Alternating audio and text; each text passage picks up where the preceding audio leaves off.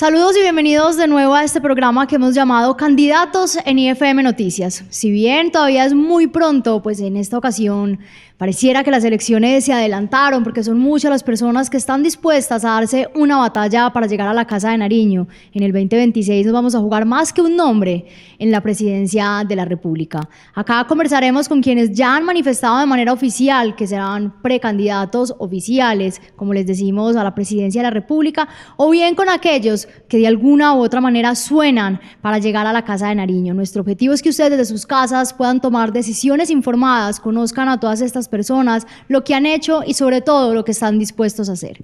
Hoy vamos a conversar con un precandidato a la presidencia de la República que ya pasó en alguna oportunidad por IFM Noticias, pero que desde esa primera vez hasta hoy ha avanzado con contundencia.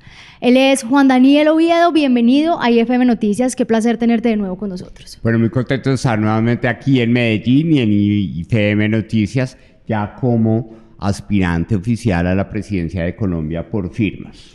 Así es, en la conversación anterior pues estabas ahí todavía bien mirando si te lanzabas, si no te lanzabas, esas primeras conversaciones, esas primeras visitas, pero ahora usted ya en poco tiempo 14 ciudades ha recorrido ya del país. ¿Cómo ha sido este primer encuentro con los ciudadanos de Colombia y estar en territorio? Bueno, lo primero, y creo yo que esa introducción que hiciste fue muy pertinente, hay que reconocer que hoy el país no está en modo elecciones. ¿Sí? Estábamos hablando muchísimo de lo que va a pasar en marzo y en mayo del 2026, pero la gente de Colombia está en un momento de sobrevivir, como que dicen en la calle, no, aquí no ha pasado nada, yo tengo que seguir buscando el sustento para la alimentación de mi casa, para la matrícula del colegio de mis hijos, y eso significa que hay una oportunidad muy interesante de que este ejercicio que estamos desarrollando de recorrer el país en flota, por tierra, de hablar con la gente, de recoger la firma, pero sobre todo de escuchar qué está pasando en Colombia, pues sea la forma de prender una antorcha que en el momento en el que el país esté ya en modo elecciones hacia febrero del otro año, pues podamos permitirle a la gente que vea más que una intención, vea una luz clara de qué es lo que queremos ofrecer. Y fundamentalmente lo que le estamos diciendo a la gente en este recorrido en flota es,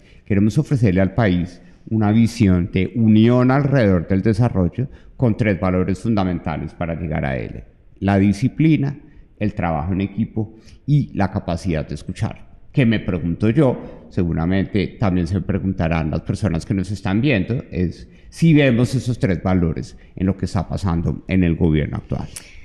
Nosotros desde IFM Noticias, pues lo que hemos podido notar es algo similar a lo que usted está mencionando. Estamos en una etapa de desesperación, en donde vemos pues un gobierno que ha deteriorado el país en diferentes aristas, por así decirlo, y estamos hablando pero no escuchando.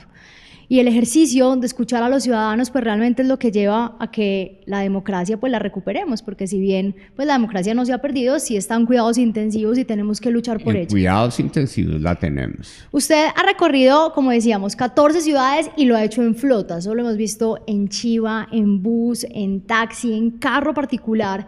¿Por qué toma usted esa decisión de recorrer el país de esa manera que de alguna u otra forma pues lo lleva a vivir pues como vive realmente un colombiano y lo permite llegar a los territorios? Bueno, lo primero, y es, tú tienes toda la razón, este escenario electoral anticipado, al único que le está dando un micrófono efectivo en este momento es al presidente de la República. Y él está definiendo diariamente la agenda de qué quiere que hablen los medios, de qué quiere que hable la clase política tradicional. Entonces tenemos que buscar cómo generar un sentimiento alternativo. Y ese sentimiento alternativo tiene que ser empático. Y en Colombia, 8 millones de personas al año se mueven en flota. Eso significa que es una realidad mucho más importante que la cantidad de pasajeros que se mueven en avión en Colombia al año. Las mayorías que se mueven por tierra reflejan aún más un dolor muy importante en Colombia, que es la desconexión territorial permite que haya más inseguridad y que haya menos desarrollo en esas regiones que están completamente desconectadas. Entonces, compartir ese sentimiento que sufren personas, por ejemplo, que se mueven entre Neiva y Florencia, que son solamente 238 kilómetros, que en un país medianamente desarrollado, esos 238 kilómetros a lo sumo tardan 3 horas y media o 4, en Colombia se demoran 7 horas y media, que complica completamente el panorama de desarrollo y de seguridad que tiene el departamento del Caquetá. Por consiguiente, la empatía de reconocer que el país desconectado es el país que no logra tener una visión de desarrollo, que incluye a 8 millones de personas que lo hacen anualmente, y sobre todo que este periodo electoral tan anticipado hace muy difícil la llegada de recursos de financiación, pues también como buenos colombianos tenemos que saber cómo estirar la plata, y es mucho más eficiente desde el punto de vista de la billetera moverse en flota que moverse en avión. Usted mencionaba una palabra que le hemos escuchado decir en varias ocasiones y es desarrollo. Usted en algún momento dijo, yo quiero ser el presidente del desarrollo. Cuéntenos a la gente que nos ve por IFM Noticias y que nos lee, ¿qué ha encontrado usted en el país? Porque pues ya con tantas visitas y conversaciones a los territorios, pues de alguna u otra manera ha podido explorar también ese deterioro en el desarrollo, sobre todo en zonas pues que merecen realmente la atención y que son orgullo de Colombia. Bueno, yo creo que lo más importante es este periodo que hemos recorrido ya más también de 6 departamentos, es que sin seguridad no habrá desarrollo. Es decir, Colombia clama por una recuperación de la seguridad, pero es una seguridad que ya no necesariamente es la de dar bala porque sí, o de matar a alguien o de acabar con alguien. Es una seguridad en la que la gente dice, nosotros queremos estar tranquilos para hacer la tarea. Es decir, hacer la tarea puede ser explorar un pozo de gas natural, puede ser explotar una mina de cobre, puede ser vender comida en la calle, ¿sí? O cultivar café en algunas zonas del país.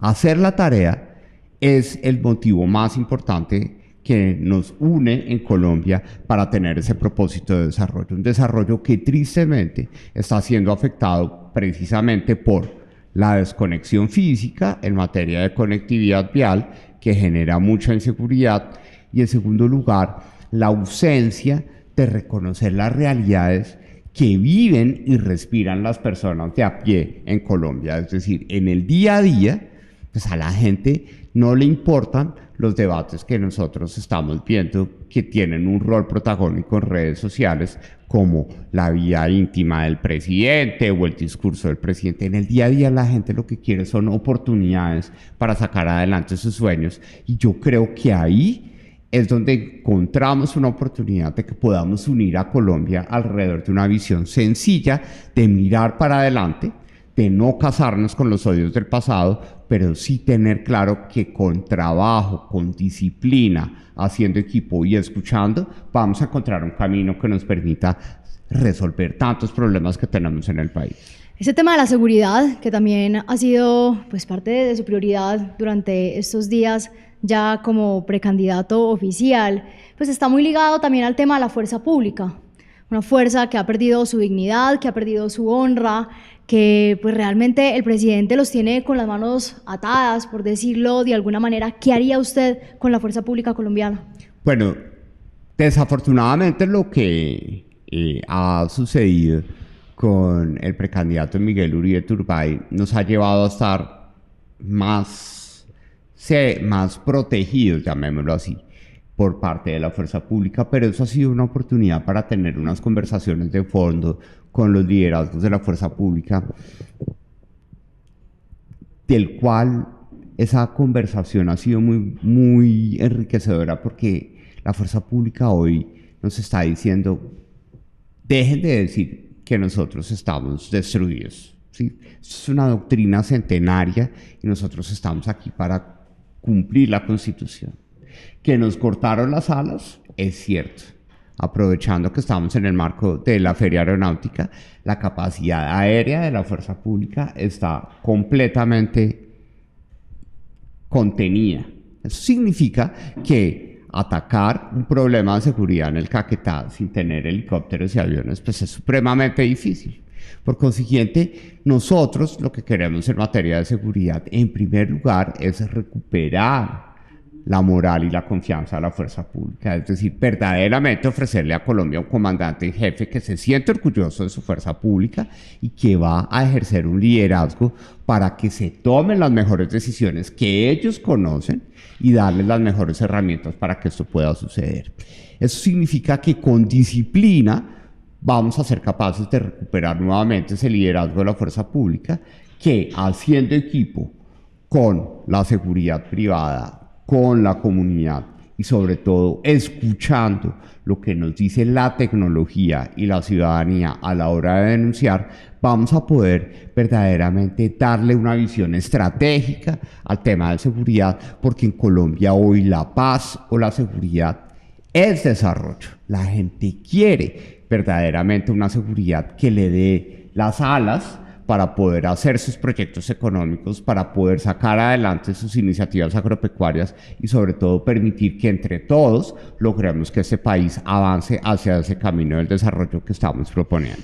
Hay algo que desde IFM Noticias, pues nuestro rol como periodistas y pues también como ciudadanos nos preocupa bastante, y es el tema de haberle perdido de alguna u otra manera el respeto y el valor al rol que tiene el presidente, por las narrativas que se están manejando en las redes sociales, en sus discursos, pues que polarizan más de lo que ya está el país.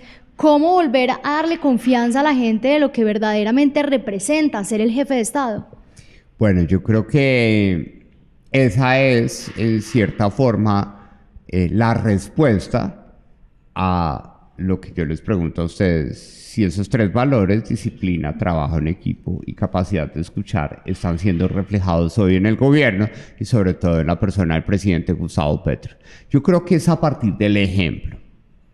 El ejemplo de, primero, reconocer que hay con quién gobernar Colombia, y por eso mucha gente se burla de que hay muchos candidatos y candidatas, pero eso también hay que verlo por el lado de las oportunidades. Es decir, hay mucha gente con ganas, preparada, con algunos perfiles ideológicos distintos, pero gente con ganas de gobernar Colombia es lo que hay. Eso significa que a partir de ese ejemplo de entrar a la carrera, participar y dar la pelea para llegar hasta el final, vamos a poder demostrar que con ganas de gobernar también podemos mejorar la figura del presidente de la República. Y por otro lado, yo sí creo que en este país todos somos conscientes que la complejidad de lo que somos como sociedad, como economía y como país, siempre nos lleva a reconocer que la pereza aquí no es un sentimiento que nos permita salir adelante, que es con trabajo, que es con disciplina, haciendo equipo, que es lo que nos queda muy difícil. Colombia es un país en el que es difícil hacer equipo, lo vivimos en el colegio, en la universidad, en el trabajo, pero sobre todo es difícil en Colombia escuchar y tener un líder, un comandante en jefe y sobre todo un presidente que escuche verdaderamente el sentimiento del país, no de quienes votaron por él o de quienes piensan como él, sino como lo dice el artículo 188 de la Constitución Política, el representante de la unidad nacional que escucha a todas las personas del país va a ser un elemento fundamental para que en Colombia volvamos a entender que la figura presidencial es muy importante. Porque por más de que tengamos muchos defectos visibles en este momento el presidente de la República, para la base de la población, el presidente es el presidente y por consiguiente el ejemplo se vuelve fundamental. Siguiendo el tema del gobierno nacional y pues también ya trayendo a la mesa una palabra bien importante que es la confianza. Se ha perdido la confianza también en las entidades de control, en las entidades judiciales. Pues recientemente el presidente escribía en X, pues su red social favorita de alguna manera para gobernar, que no confía en las elecciones del 2026. ¿Sí? Esto ha despertado una serie de incógnitas en el país. Algunos dicen que esto es parte de su narrativa, otros pues lo relacionan con que es una forma de él retrasar las elecciones para quedarse en el poder. ¿Usted cómo lo ve? Yo veo que esto es el guión de ese momento del país. Y tenemos que aterrizar, y los invito respetuosamente a que reflexionen sobre eso. En ese momento hay un guión, y el guión es generar polémica frente a todo, ¿sí? ¿Para qué? Para distraernos, ¿sí? Lo decíamos en conversaciones previas aquí en IFM Noticias, es para que nos pongan a ver cometas, ¿sí? Que nos pongan a mirar a las nubes, ni siquiera para adelante, a las nubes, para que mientras tanto todo el desorden institucional que está sucediendo en el día a día, el desorden fiscal, el desorden de articulación productiva agropecuaria, el desorden de la seguridad, no lo veamos tan fuerte. Entonces el presidente sale y el guión de Thomas Gregg & Sons, que lo ha tenido desde el comienzo de su gobierno, se puso más fuerte con el tema de pasaportes. Sabía que no iba a lograr un efecto muy importante porque pues en Colombia todavía es una minoría la gente que saca pasaporte, ¿sí? Pero cuando nos damos cuenta, esa antesala de la discusión de los pasaportes, nadie estaba al tanto, nosotros sí estábamos al tanto, de que el proceso licitatorio para las elecciones de 2026 estaba en curso, porque en mi rol de director del DANE conozco claramente cuáles son los ciclos contractuales de las elecciones, porque mueven el PIB y además mueven unos criterios de información muy importantes en los que la articulación estadística con la autoridad electoral siempre ha sido clave para garantizar la transparencia de estos procesos. Entonces, el país sabía que estábamos en el proceso de contratación del proceso electoral de 2026, nadie le paró bolas por la pelea de los pasaportes y rápidamente salió la adjudicación que efectivamente confirma que Thomas Gregg & Sons en este momento son las personas mejor habilitadas y más competentes para garantizar ese elemento. Pero como al presidente le interesa generar polémica frente a todo, sale a decir que no confía en las elecciones de 2026. Pero lo que yo sí quiero aprovechar en ese momento es ratificarle a la gente que la autoridad electoral, es decir, la Registraduría Nacional del Estado Civil y la organización electoral, que es el Consejo Nacional Electoral, son instituciones claves y que van a dar toda la tarea para garantizar que tengamos las mejores elecciones en 2026, porque verdaderamente nos merecemos ir a las urnas y votar por el verdadero cambio que se merece este país. Los jóvenes, no solo el futuro del país, sino también el presente, de alguna u otra manera, a veces en los gobiernos se olvida escuchar a los jóvenes, se olvida hacerlos parte y pues son ellos quienes más desconfían también y lamento tener que repetir esa palabra, pero no la podemos olvidar y es volver a generar confianza porque no hay confianza en este momento y menos los jóvenes que cada vez creen menos en la política, cada vez se quieren involucrar menos y por razones tienen porque no nos detenemos a acompañarlos también en este proceso. ¿Cómo cautivarlos o cómo hacerlos parte realmente de la participación ciudadana? Porque la democracia no solo se ejerce en las urnas. Bueno, yo creo que eso que dices tú, que la democracia no solo se ejerce en las urnas, es fundamental. Y hoy tenemos una juventud doblemente defraudada, ¿sí?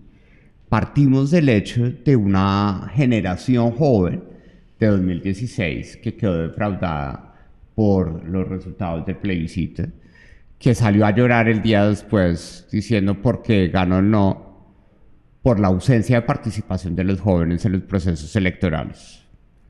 Esa energía de decir, venga, la embarramos por no participar, llevó a que los jóvenes tuvieran un liderazgo muy importante en la expresión social de inconformismo que se dio en el país desde 2019, que después fue instrumentalizada con estos temas violentos de la primera línea. Pero los jóvenes hoy, en diferentes escenarios de conversación, dicen, estamos peor que incluso antes de esa expresión de inconformismo frente a la ausencia de oportunidades de educación y de trabajo. Por consiguiente, hoy ellos están pensando, como tú lo decías, nosotros ya no somos el futuro, somos el presente. Es decir, el segmento de 18 a 26 años es el que más participación va a tener en las elecciones de 2026. Eso significa que ellos saben que su rol va a ser fundamental para garantizar que las elecciones den un resultado que verdaderamente les dé respuestas. Y lo que quieren ellos hoy, en resumen, es una educación que dé trabajo. Una educación que los incluya, porque lo triste de hoy en Colombia es que la educación pública es para la élite, nerd o pila del sistema educativo. Para el resto de jóvenes, que son la mayoría, que no son las lumbreras, la sociedad los deja a la deriva. Si sus papás tienen plata, vayan y paguen la privada. Y si no, de malas. Por consiguiente, nuestra obsesión y el mensaje para los jóvenes de hoy es: vamos a trabajar para tener una educación que dé trabajo y que dignifique la posibilidad de ellos de aportar al desarrollo del país. Usted va sin duda con toda por Colombia para llegar a la Casa de Nariño, pero también está creando unas listas al Congreso. ¿Cómo va ese proceso? Bueno, yo creo que ese proceso es el más desafiante que tenemos en este momento. Uno, porque la gente no cree. Todo el mundo asume que llegar de forma independiente al Congreso es un hito que solamente logró el Centro Democrático, con el presidente Uribe como cabeza de lista al Senado. Entonces, queremos romper ese prejuicio y decir: hay formas de llegar al Congreso, sobre todo porque marzo de 2026 va a ser determinante para las elecciones de mayo. Si la izquierda sigue con los mismos escaños, los aumenta o solo baja un poquito, va a ser muy difícil el escenario electoral de 2026. Por consiguiente, estamos aquí haciendo la tarea, conformando la mejor lista al Senado que permita gente que esté con toda por Colombia, gente que tenga ganas, gente que esté preparada y sobre todo que sean voces de temas específicos que son desafiantes para el futuro del país, que sean voces de la formalidad, que sean voces de la seguridad, que sean voces de la inclusión, pero sobre todo que representen también esas dimensiones regionales tan importantes que debe tener el desarrollo. Nosotros esperamos que de aquí a finales de agosto tengamos la posibilidad de anunciar nuestras listas e iniciar el proceso de recolección de firmas por una lista que va con toda por Colombia y que va a estar en el escenario de contribuir a que Colombia le demuestre a la izquierda que gente preparada y que gente con ganas de sacar adelante este país también puede llegar al Congreso y contribuir a las discusiones que tanto nos merecemos, que son las discusiones del desarrollo y no de la polémica ideológica en la que estamos incursos en este momento en el país.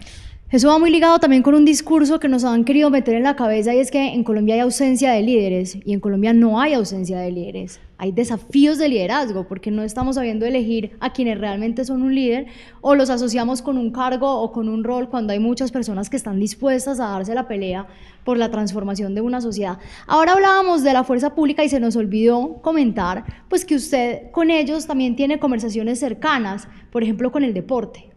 Usted decía que la disciplina hace parte de su esencia, que también invita a que ese valor esté plasmado en los colombianos. Usted se levanta todos los días a las 5 de la mañana, me contaba, y trota con la fuerza pública. Bueno, eso es nuestro sueño, ser el presidente que con orgullo, siempre que esté en cualquier parte de Colombia, salga a trotar con su fuerza pública para demostrar ese motivo no solo de disciplina, sino de orgullo, porque tenemos que reflejar el orgullo por una institución que es la fuerza pública que garantiza el orden y la seguridad en el país. Yo creo que más que el debate de madrugar o no, porque hay gente que no le gusta madrugar, yo creo que la expresión del liderazgo a través de las formas, a través del respeto y de la valoración de esa disciplina tan importante, que es un pilar fundamental para la fuerza pública, para nosotros es clave.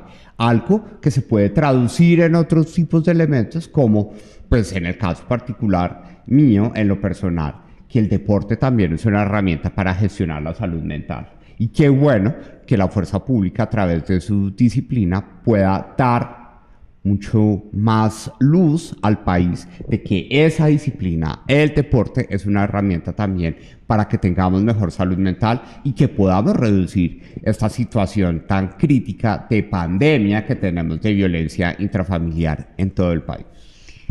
¿Qué hacer para mantener la esperanza y la confianza en el país en tiempos donde es inevitable en ocasiones no caer en ese discurso del pesimismo, en no dejarnos de alguna manera contagiar por quienes todos los días se lamentan o se quejan de lo que está ocurriendo en Colombia? ¿Cómo dejarle un mensaje a los colombianos para que no pierdan la fe y para que entiendan pues que Colombia ya ha salido de situaciones peores a la que estamos viviendo hoy en día?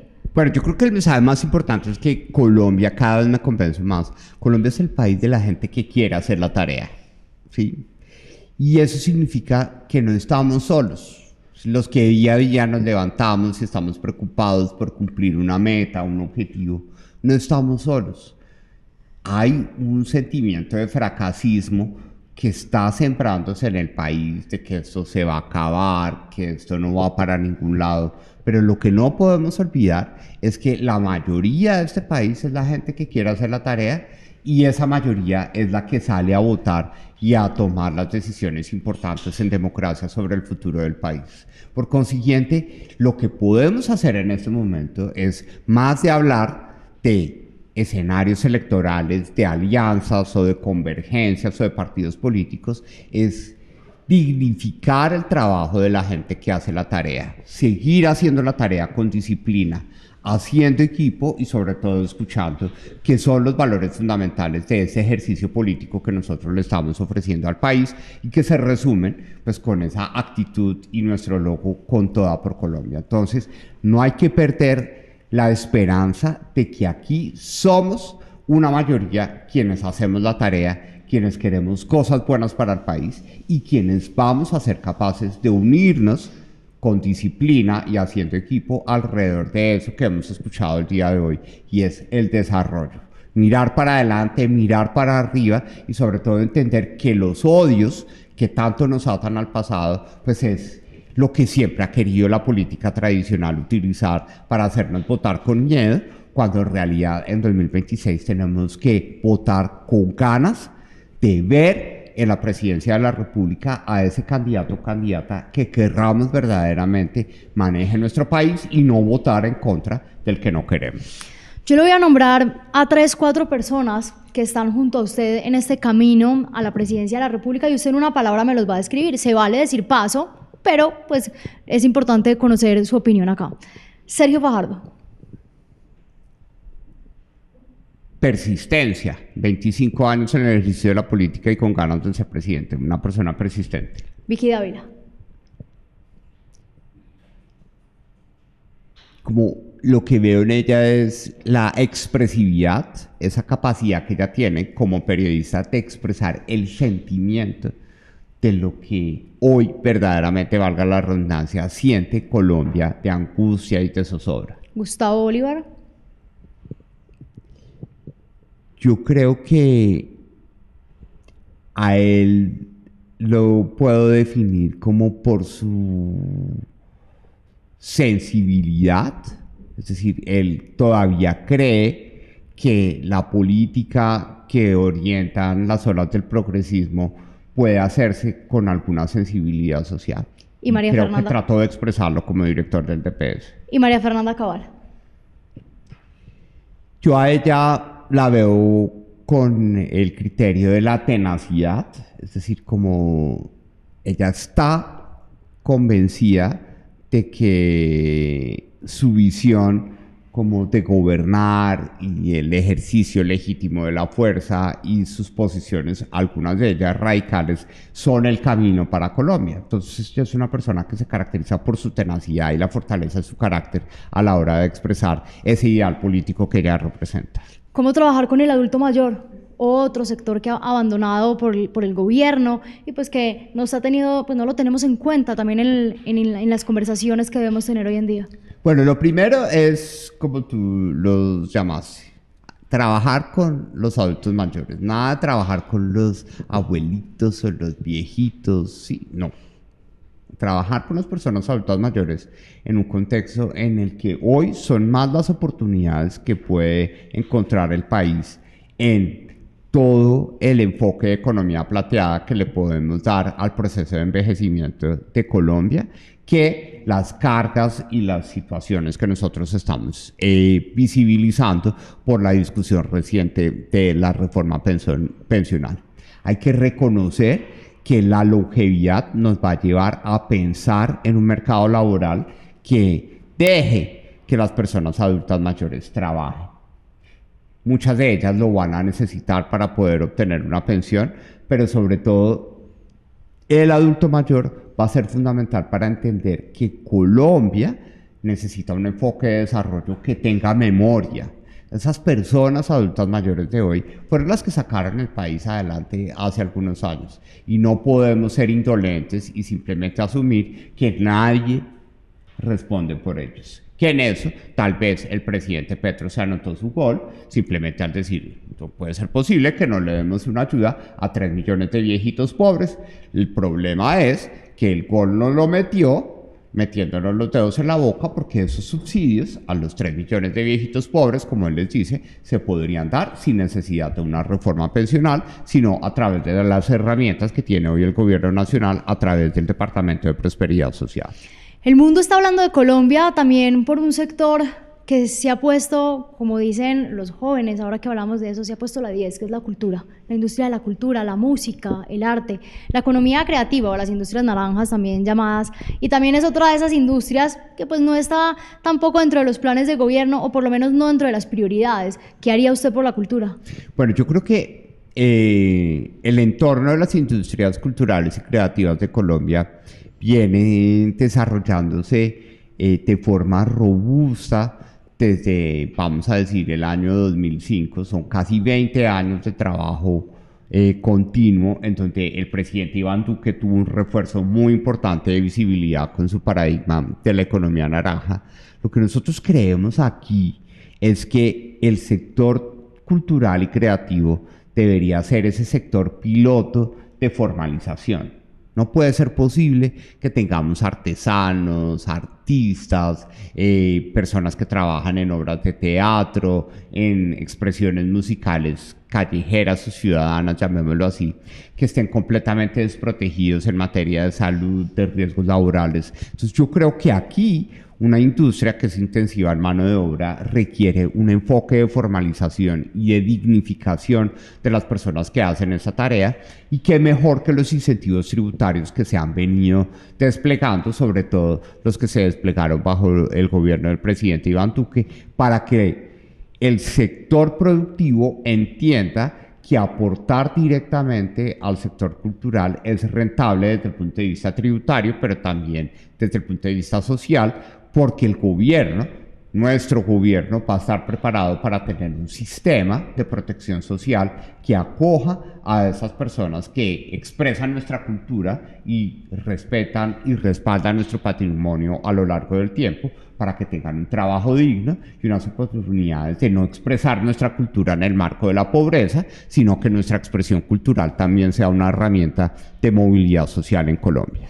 Se nos acaba el tiempo, pero pues quedan temas pendientes porque siempre hay mucho de qué hablar. Ya nos volveremos a encontrar cuando usted siga avanzando con Toda por Colombia. Gracias por venir a IFM Noticias, gracias por aceptar nuestra invitación, y ya sabe que las puertas de IFM están abiertas para usted. No, muchísimas gracias por esta excelente conversación, y gracias a IFM Noticias por siempre acogernos cuando estamos aquí en Medellín y en todos los departamentos en los que hace presencia.